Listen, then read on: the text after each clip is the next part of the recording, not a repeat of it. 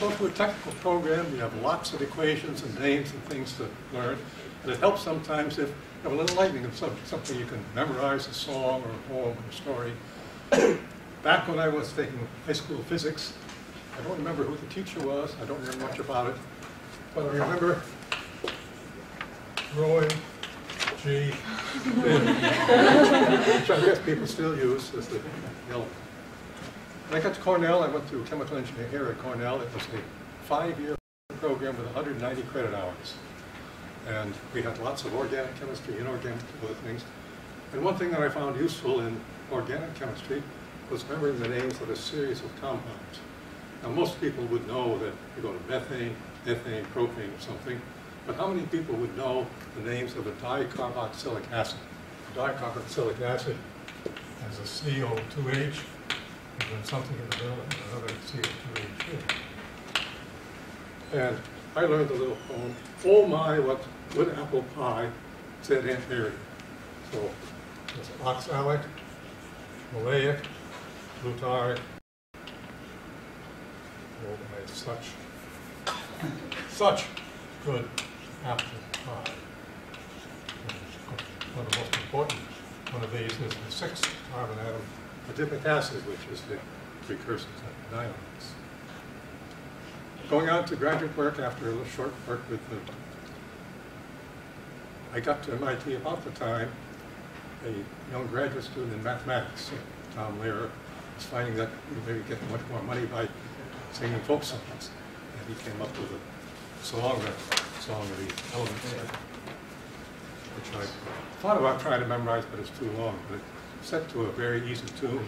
There's antimony, arsenic, aluminum, selenium, and hydrogen, and oxygen, and nitrogen, and radium, nickel, and uranium, iron, and lithium, radium, and so on. These are the only news in which the notes have come to Harvard. There may be many others, but they haven't been discovered. That was '82. Now, of course, we don't know it. So I was thinking, could I do something like that? Well, that's quite a challenge, but it's hard because the chemical elements a lot of them in an IUM and so forth. So I put the song idea away for a while. And I said, well, maybe I could do something in chemical engineering or engineering in general to honor some of the many men who've made contributions and the various famous scientists going way back to Faraday and Lavoisier and so forth. But none of those names seem to jive pretty well, and so got to thinking about the chemical engineering great names. And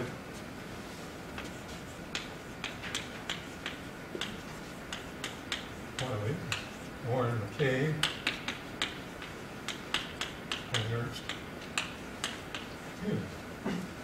I got to know Warren McCabe just before he passed away when I was working on the 4th edition of Operations. He was a graduate student at MIT and then became a professor and an industrialist. And of course, that's the same McCabe. McCabe's the Harriott. Ernest Thiele worked for DuPont after he got out, and in addition to work with McCabe, he was one of the ones who developed some of the theory for diffusion into porous catalysts. And he's probably passed away since then. But thinking about the distillation,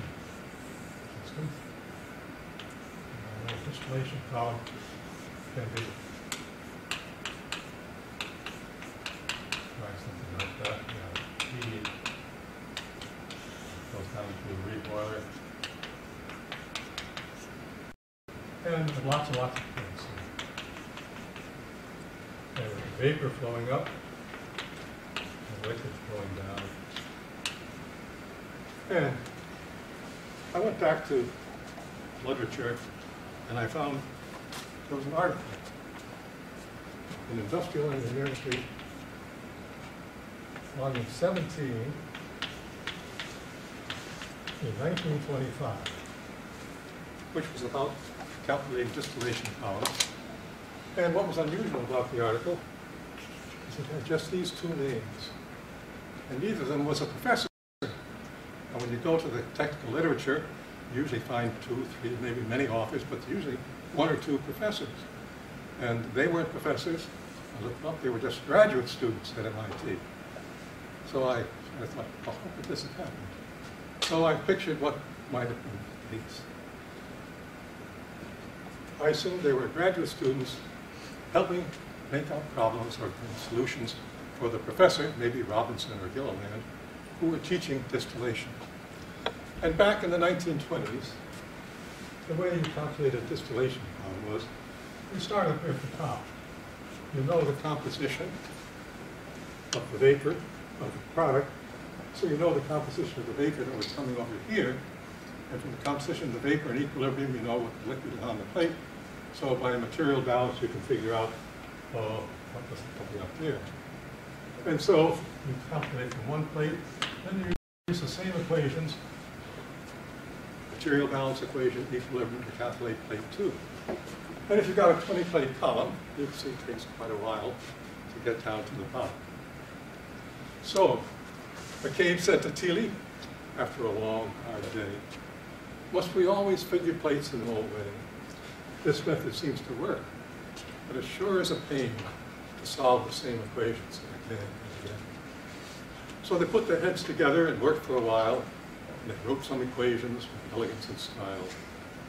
And one cried out, why, it's simple, don't you see?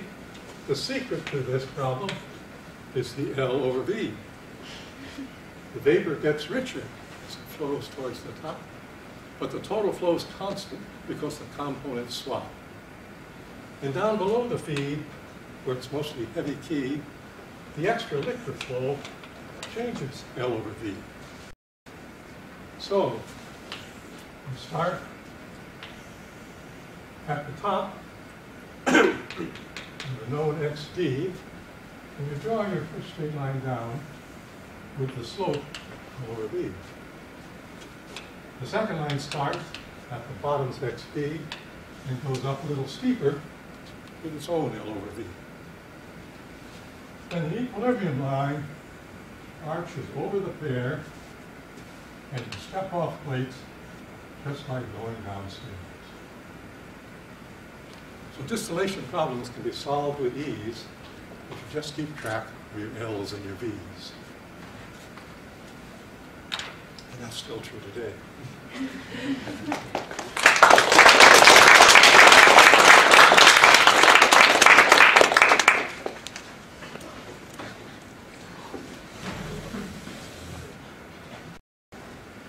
Now, as you may know, Osborne Reynolds was a scientist and engineer who lived in England back in the earlier centuries.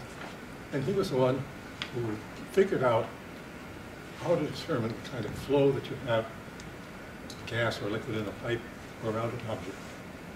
Up to that time, pipeline systems were designed by civil engineers.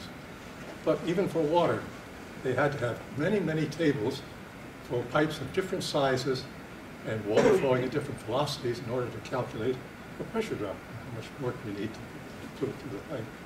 And then when you got to a different fluid like petroleum, of course that behaved differently. You had to look at the viscosity, and maybe you had pages of charts for petroleum and for gases and other things. But so Osborne Reynolds figured out there must be a better way to do this, and so I made up a little poem about it and found it was pretty easy to set the music, so I'm going to teach you this song.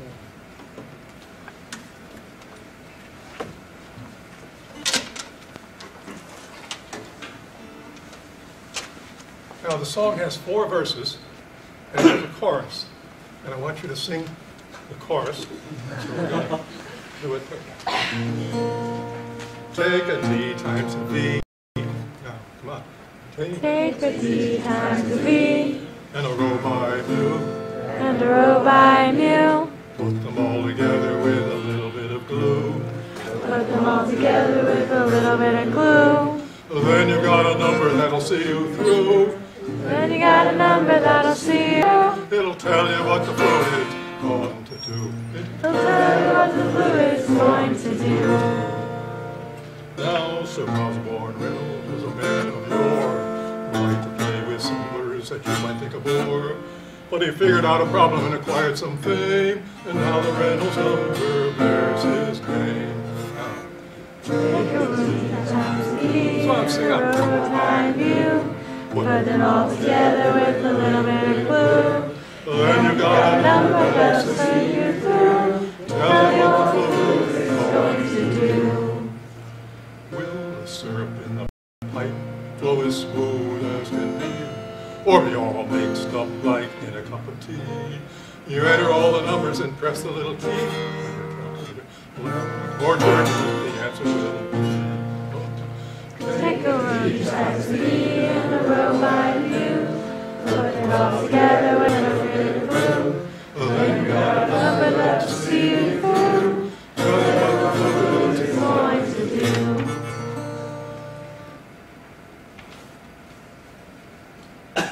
Now, lots of other numbers may come to mind. Granville, Schmidt, Grashoff, and more of that kind. But if you got a sticky problem and are getting in a bind, the old Reynolds number is the first one to find. How do we find it? We take the 3 times 3 in a row by view. Put it all together with a limited blue. Then you got a number that'll see you through. Tell you what the number is going to do. Now it's really very simple, so the profs all said. But the tall darn dimensions keep getting in the way. The old English system has had its day, so better switch over to SI today. Now, sing it loud enough so they can hear it in the hall. Take 3 times 3